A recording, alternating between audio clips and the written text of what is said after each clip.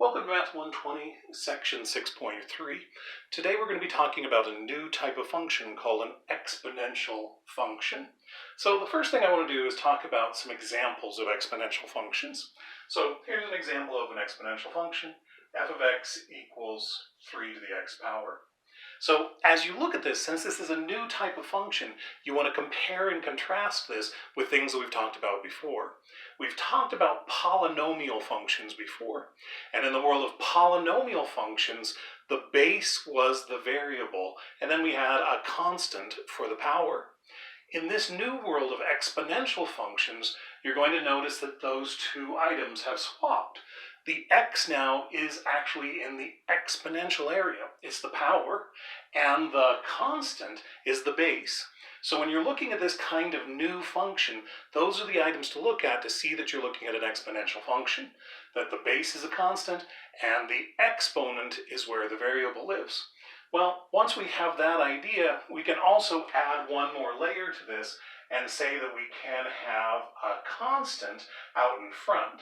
So we could have something like 7 times 5 to the x power, and that's another example of an exponential function, because once again the x is in the exponent. Now in fact we can actually generalize this and say that any function of the form c times a to the x is going to be an exponential function as long as c is a real number and a is a positive real number. That becomes important as we move forward in this chapter, so you want to make sure that you catch that once again a has to be a positive real number, and that is presented on your handout. So now that we've checked that out, we're ready for example 1. And what example 1 says is you should be able to look at this kind of world and figure out if you're looking at something that's a polynomial function or if you're looking at something that is an exponential function. So one way that we should be able to do that is at the tabular level.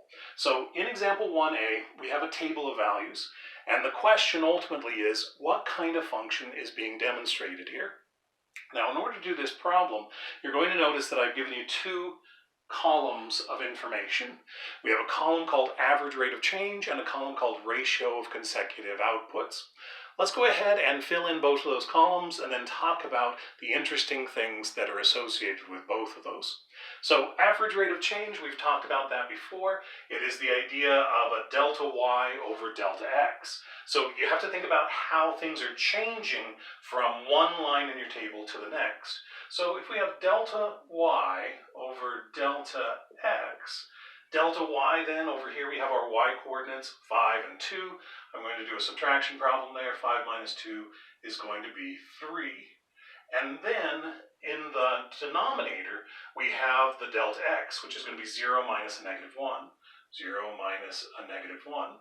Well, remember, if you subtract a negative, that's the same as adding. So this is really 0 plus 1. So this ends up being 1, and we end up getting 3 there. So the average rate of change for the first two lines in my table then would be the number 3. Well, now what we can do is do some more calculations for the average rate of change for other lines in this table. So let's go ahead and check out what happens if we go from the second line to the third. Well, our delta y this time is going to be 8 minus 5, and our delta x is going to be 1 minus 0. 8 minus 5 is 3, 1 minus 0 is 1. We end up getting 3 there. Well, okay, we can repeat that process. Our delta y over delta x here is going to be 11 minus 8. We're going to get 2 minus 1. 3 over 1, once again, is 3. And then finally, we have 14 minus 11 divided by 3 minus 2. One more time, 3 over 1 is 3. So now that we have all of those, the last column of information then is asking us to calculate the ratio of consecutive outputs.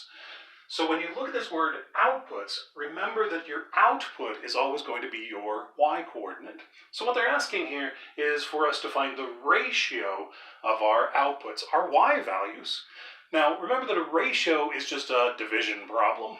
So we're going to come in, and instead of doing the subtractions like we did with the average rate of change, we're just going to come in and take these two y values and divide them.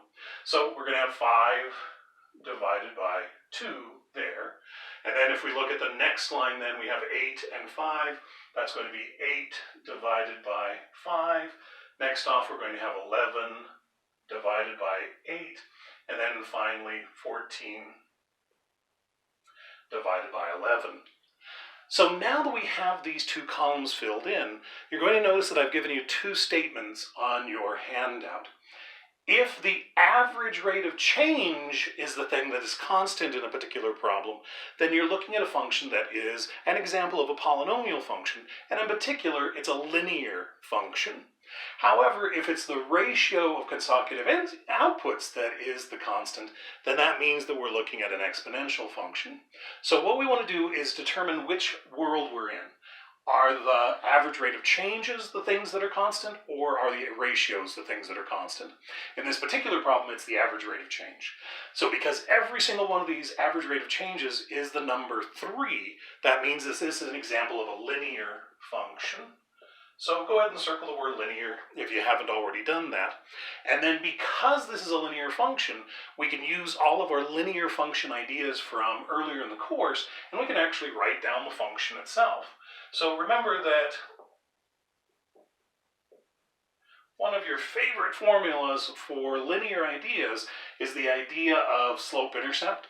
And the slope-intercept formula is y equals mx plus b. And if we use that particular information, we can find the formula for our function. So since they asked us to write it as a function, I'm going to go ahead and say it's f of x instead of y. And then remember that m is our slope. But another piece of information to remember from earlier in the semester is that the slope is the average rate of change if you're looking at a linear function. So, okay, we are looking at a linear function, and because of that, I can say that my m is going to be this constant that's been repeated multiple times here, 3. So my slope, again, is the same as the average rate of change because this is a linear function. So we have 3x, and then plus b.